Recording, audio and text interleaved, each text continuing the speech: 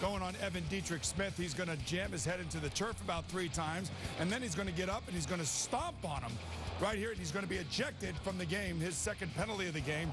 But Aaron Rodgers, 22 of 32, 307 yards, 2 TDs. They are an 11-0 team. And how about Ndamukong Suh and his explanation after the game, if you can believe it. And as I'm getting up, I'm getting pushed, so I'm getting myself on balance and getting out of the situation. Which with that, a lot of people are going to interpret it as, or create their own storylines for seeing what they want to interpret it. But I know what I did, and the man upstairs knows what I did. If we're fortunate enough to be, still undefeated after 14 or 15 games, and maybe we'll start talking about what you were talking about. Yeah, you see a little smirk right there at the end of Aaron Rodgers' little interview right there. 16-0, that's where he wants to go.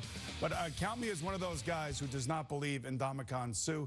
I do believe an intervention is needed here because this young man, once again, a lack of respect to a fellow football player, and his actions are deplorable.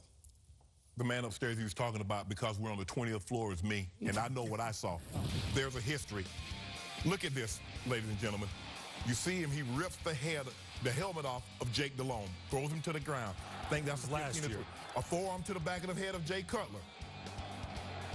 Does the same thing, rips Andy Dalton down.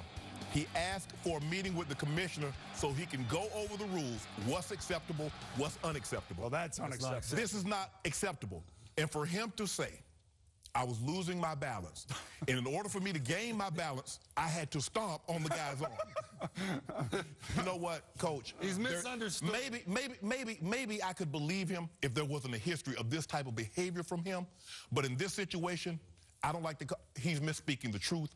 He needs to get, at the bare minimum, is 2 games. Albert Haynesworth didn't have this history. He got 5 for stomping on him. I'll just say this. He's in denial. He doesn't get it. And the bottom line for Jim Schwartz, I don't care what the league does. You either condone it or you condemn it. Jim Schwartz needs to take this under control and do something and not let this guy play. He's a poor reflection of Detroit Lions. He shouldn't be playing. He's misunderstood. Wow. Well spoken, Coach. Well spoken.